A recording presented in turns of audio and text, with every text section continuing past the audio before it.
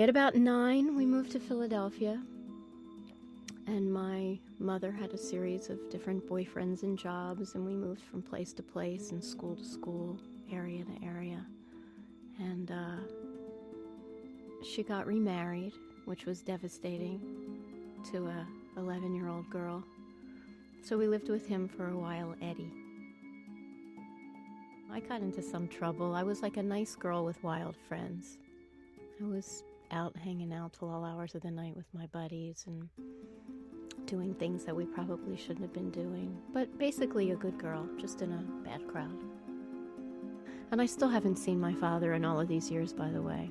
Now I'm like 16. And I used to remember like back from time to time visiting my grandparents and how their house smelled and what my little Pebbles doll was like there. And I always used to wonder, like, where's my dad and how come he never came to get me? And it was pretty sad. Like, I always said, well, I still love him. I just don't know where he is. Somehow I found my grandmother or my uncle on my father's side.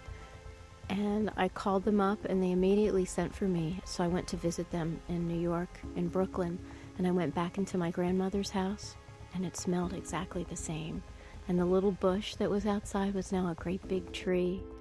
And we went out to my uncle's house for Thanksgiving or something.